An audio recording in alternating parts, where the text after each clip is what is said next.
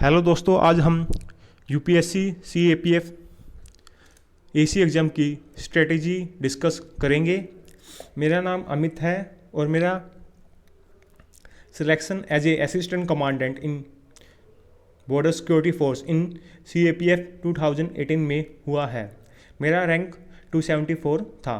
मेरे पेपर 1 में मार्क्स हैं 134.3, पेपर 2 में 73 एंड पर्सनैलिटी टेस्ट में 76। इस एग्ज़ाम में बेसिकली 3 स्टेज होती हैं। स्टेज 1 में रिटन एग्ज़ाम होता है, स्टेज 2 में फिजिकल प्लस मेडिकल होता है जो क्वालिफाइंग टाइप का होता है, और स्टेज 3 में पर्सनैलिटी टेस्ट होता है। स्टेज 1 में 2 पेपर होते हैं। पेपर 1 ऑब्जेक्टिव टाइप का होता है और 250 मार्क्स का होता है। इसमें 125 क्वेश्चन आते हैं। हर क्वेश्चन 2 मार्क्स का होता है और 1/3 नेगेटिव मार्किंग होती है। पेपर 2 में सब्जेक्टिव टाइप का होता है और ये 200 नंबर का होता है। इसमें 4 ऐसे आते हैं जो हम हिंदी या इंग्लिश किसी भी लैंग्वेज में लिख सकते हैं, लेकिन जो इसका बाकी पार्ट होता है वो हमें इंग्लिश में ही करना होता है, जैसे grammar, report writing, argument, comprehension और प्रेसी राइटिंग। जो मेरी पेपर 1 की स्ट्रेटेजी थी वो ये थी, मैंने पॉलिटी लक्ष्मीकांत से की थी और ये मेरे अकॉर्डिंग ये बेस्ट सोर्स है पॉलिटी का। तो इसको मैंने 3-4 बार किया था, तो आप भी कम से कम इसको 3 बार तो कर लेना। हिस्ट्री मैंने स्पेक्ट्रम से की थी, a brief history of modern India, ये भी मैंने 3 बार की थी। ज्योग्राफी का मेरा जो सोर्स था वो था मुरनल सर की यूट्यूब चैनल है, वहाँ पे रस्तनील सोलंकी मैम की ज्योग्राफी वीडियोज़ हैं, लगभग 43 के आसपास वीडियो हैं, वो देख लेना आप। उसमें भी आप जो वर्ल्ड ज्योग्राफी है वो रहने देना, मतलब अगर आप पे टाइम नहीं है तो उसमें ओनली आप साउथ ईस्ट एशिया नेशन कर लेना, वो इम्पोर्टेंट है। और जनरल साइंस के लिए मैंने सौरभ पांडे सर को फॉलो किया था, ये सर बेस्ट हैं जनरल साइंस के लिए। और इसी चैनल पे आपको हिस्ट्री और इकोनॉमिक्स की वीडियो भी मिल जाएंगी, वो भी ठीक हैं। अगर आपकी मैथ वीक है तो आप राकेश यादव सर के क्लास नोट्स ले सकते हैं। और रीजनिंग के लिए आप प्रीवियस ईयर पेपर देख लेना, रीजनिंग इतनी डिफ़िकल्ट नहीं आती। पेपर 2 के लिए आपको एडिटोरियल सेक्शन पढ़ना पड़ेगा न्यूज़पेपर का, क्योंकि पेपर 2 डिस्क्रिप्टिव टाइप का होता है, तो इसके लिए हमें मटेरियल चाहिए जो हमें एडिटोरियल सेक्शन से मिल जाएगा। और इसमें हमें पता भी चलेगा कि ऐसे कैसे लिखते हैं, मेरी स्टार्टिंग में जनरल मतलब इंट्रोडक्शन कैसे करते हैं, फिर उसके उसका मतलब इकोनॉमिक पॉइंट क्या है, उसका सोशल पॉइंट क्या है, उसका हिस्टोरिकल पॉइंट क्या है, और फिर लास्ट में कंक्लूजन कैसे करते हैं। वहाँ से आपको आइडिया लगेगा और कंटेंट भी मिलेगा। तो एडिटोरियल सेक्शन न्यूज़पेपर का मस्ट है, ये तो आप पक्का करो। इससे आपको रिपोर्ट राइटिंग में भी बेनिफिट मिलेगा, आर्गूमेंट में भी बेनिफिट मिलेगा। तो मतलब ये तो मस्ट है। आप रिपोर्ट राइटिंग का फॉर्मेट भी देख लेना, इसका एक टिपिकल फॉर्मेट होता है जो हमें देखना होता है और उसी में हमें लिखना होता है, और उसके फॉर्मेट के भी अपने अलग से ही नंबर होते हैं, तो ये इम्पोर्टेंट है। प्रेसी के भी आप रूल देख लेना, क्या क्या रूल होते हैं।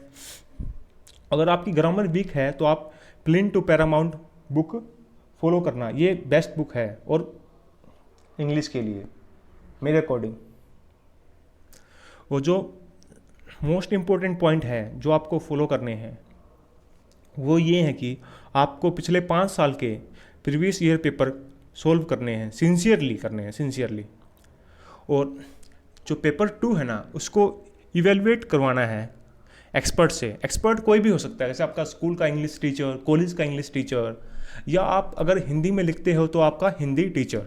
अगर आपको कोई भी ना मिले फिर भी तो आप मुझे मैसेज कर देना, मैं आपका इवेलुएट कर दूंगा पेपर, ठीक है, पेपर 2। और मतलब पेपर से 2-3 महीने पहले, 2 महीने पहले अच्छी मॉक टेस्ट सीरीज ज्वाइन कर लेना। इसका बहुत ही बेनिफिट मिलेगा आपको,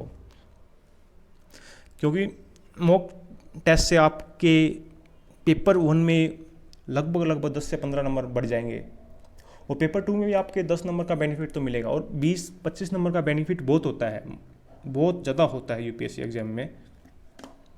current affair is the backbone of this exam, क्योंकि करंट अफेयर की हेल्प से हमें पेपर 2 में भी हेल्प मिलेगी, वहाँ पे हमें कंटेंट राइटिंग में, ऐसे राइटिंग में भी हेल्प मिलेगी, वहाँ से हमें कंटेंट मिलेगा जो हम ऐसे में लिख सकते हैं, और पेपर 1 में भी 10-15 क्वेश्चन आते हैं करंट अफेयर से डायरेक्टली और इनडायरेक्टली।